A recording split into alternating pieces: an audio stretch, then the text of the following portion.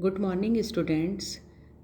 आज हम लोग जनजातीय समाजों में स्त्रियों की परिस्थिति के ऊपर बात करेंगे।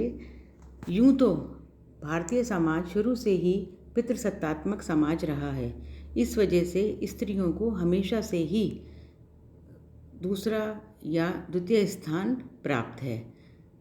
जहाँ तक जनजातियों की बात है, जनजातीय समाज वैसे ही अनेक समस्याओं से ग्रसित है, अनेक प्रकार की समस्याओं से जूझता है, क्योंकि वो लोग जंगलों में, पहाड़ी दुर्गम रास्तों पर और ऐसी जगह रहते हैं जहाँ पर कि हमारा जो मुख्य समाज है उससे वो अलग थलग रहते हैं। तो और आर्थिक दृष्टि से शुरू से ही वह जो है कमज़ोर पक्ष है। इस वजह से वहाँ पर आम तौर पर भी पुरुषों की स्थिति भी बहुत अच्छी आर्थिक रूप से नहीं रहती है, तो स्त्रियों की स्थिति तो और भी ज़्यादा खराब है। ज़्यादातर जगह पर स्त्रियां ही काम करती हैं। आप देखिए डूंगरपुर, बस्तर, इस प्रकार के इलाके जहाँ पर कि स्त्रियां ही सब प्रकार का व्यापार और उस टाइप का काम करते हैं। पुरुष खेतों में काम करते हैं, लेकिन फिर भी ज़्यादातर अर्थव्यवस्था स्त्रियों के हाथ में भी है उतना। लेकिन उन सब के बावजूद भी जनजातीय समाजों में स्त्रियों की परिस्थिति बहुत अच्छी नहीं है। अब हम आज के इस टॉपिक में जनजातीय समाजों में स्त्री की परिस्थिति देखेंगे। स्त्रियों की परिस्थिति के सैद्धांतिक व व्यवहारिक पक्ष अलग अलग पाए जाते हैं। सैद्धांतिक व व्यवहार स्त्री को दोयम दर्जा दिया जाता है। जैसा कि मेलिनोवस्की के अनुसार परिस्थिति की सही परिभाषा पुरुषों व स्त्रियों के पारस्परिक दायित्वों और इनमें से प्रत्येक को दूसरे की निरंकुशता से बचाने के लिए किए जाने वाले उपाय के रूप में समझी जा सकती है। मेलिनोवस्की ने इस पर बहुत अधिक काम किया है, इसलिए इनकी परिभाषा को ऑथेंटिक माना जाएगा। लोवी ने परिस्थिति के 4 विभिन्न प्रकार बताए हैं और कहा है कि ये जरूरी नहीं कि चारों साथ साथ पाए जाएं। लोवी के अनुसार बताए गए जो आधार हैं वो आपको अपनी स्लाइड पर दिख ही रहे हैं। जो पहला है स्त्री के वास्तविक आधार, जो है स्त्री की कानूनी परिस्थिति। वास्तविक आधार क्या है, अवास्तविक परिस्थिति क्या है, दूसरा कानूनी परिस्थिति क्या है, तीसरा स्त्री के कार्य का प्रकार व विस्तार कितना है और स्त्री की उपलब्ध सामाजिक सहभागिता के अवसर कितने मिलते हैं उसको, उसका कार्यों का अनगिनत कार्य हैं और उनमें उस प्रकार का कितना उसको आगे से आगे कार्य करना पड़ता है, ये उसकी स्थिति को बताता है। स्त्री की उपलब्ध सामाजिक सहभागिता के अवसर उसको कितने मिलते हैं, उसको किस किस जगह पर और किस किस जगह पर वो कौन कौन से कार्य करने पड़ते हैं, यह सब चीज़ें आपको परिस्थिति के आधार पर बताई जाती है। यह सभी और इनमें से प्रत्येक एक विशेष अर्थ में एवं विशेष तरीके से समाज में स्त्रियों की परिस्थिति का निर्धारण करते हैं। ये चारों तत्व एक दूसरे से स्वतंत्र हैं। सैद्धांतिक दृष्टिकोण से अगर देखा जाए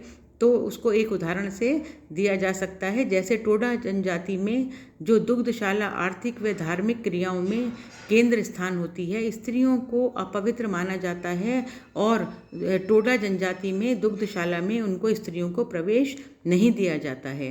कादर जनजाति में पुरुष व स्त्री के बीच का काम बंटवारा पूर्णतः निश्चित होता है, जिसमें महिलाएं और पुरुष के कार्य पुरुष करते हैं। इस तरह महिलाओं को पूरे अवसर प्रदान करते हैं। तो कादर जनजाति में तो थोड़ा बहुत स्त्रियों की स्थिति अच्छी है। जहाँ तक सिद्धांत व व्यवहार का सवाल है, सभी समाजों में आचरण में और वास्तव में भेद पाया जाता है। यथार्थ में और जो उनका वास्तविक रूप है उसमें भेद पाया जाता है, क्योंकि ये तो भारतीय समाज ही इस प्रकार का समाज है जहाँ पर कि स्त्रियों को हमेशा से ही द्वितीय स्थान मिलता है। तो वहाँ पर हमेशा से ही पितृसत्तात्मक समाज है और जैसा स्त्रियों को आम तौर पर आपने सुना भी होगा कि स्त्रियों को देवी का दर्जा और स्त्रियों को एक स्टेटस दिया जाता है, पूजनीय माना जाता है, लेकिन वास्तव में अगर हम देखें तो उनकी वो स्थिति सिर्फ घर की 4 दीवारी तक ही सीमित है और समाज में उनकी स्थिति उतनी नहीं है जितनी कि किताबों में, जितनी कि समाज में चित्रित की जाती है। तो आमतौर पर जो इसका एक कारण भी है कि समाज जो है वो पूरी तरह से पितृसत्तात्मक समाज है। जिन कारणों से जो मातृस्थानीय समाजों में स्त्रियों की परिस्थिति अच्छी होती है, उन्हीं कारणों से पितृस्थानीय समाजों में पुरुषों की परिस्थिति अच्छी होती है। भारत में पितृसत्तात्मक समाजों में मातृस्थानीय व्यवस्था का विकास भी पाया जाता है। जैसे आपको दिखाई दे रहा है, भील जनजाति पितृसत्तात्मक है, लेकिन घर जवाई प्रथा के कारण एक भील पुरुष को अपना पैतृक निवास छोड़कर अपनी पत्नी के घर रहना पड़ता है। ऐसे पुरुष की परिस्थिति निम्न मानी जाती है। तो हम ये समझ ही सकते हैं कि जहाँ पर अगर जनजातियों में कई बार अपनी पत्नी के घर पर जाकर रहना पड़ता है, तो उसके कारण से उनकी स्थिति जो है वो इतनी अच्छी नहीं मानी जाती। जैसे कि जो ग्रीक सन के अनुसार गौण स्त्रियों की सामाजिक जीवन के विभिन्न क्षेत्रों में पर्याप्त प्रतिष्ठा एवं स्वतंत्रता उपलब्ध है। पति का वर्ण, विवाह, यौन संबंध तथा तलाक प्राप्ति आदि दृष्टि से गौण स्त्रियां स्वतंत्र हैं। वैसे अन्य क्षेत्रों में इनकी स्थिति गिरी हुई है। इन्हें अपने पतियों के लिए श्रमिक की तरह कार्य करना पड़ता है। हिमाचल प्रदेश की जो रंगीली धारू जनजाति में पुरुष पत्नियों के वश में होते हैं। यह स्त्रियां सुंदर, चंचल, तंत्र मंत्र और जादू टोने में माहिर होती हैं। जो थारू जनजातियां मैदानी लोगों पर यानी पुरुषों पर शासन चलाती हैं। तो यहाँ पर इनकी अलग के कारण से इनकी स्थिति अलग है और वो अपने अन्य कारणों के कारण से उनकी स्थिति अच्छी मानी जाती है। जो खस जनजाति है पितृस्थानीय है। अपने पति के साथ रहने की स्थिति में स्त्रियों को बराबर शारीरिक, भावनात्मक और सामाजिक परेशानियां उठानी पड़ती हैं, क्योंकि यह बहुपति विवाह वाली जाति है।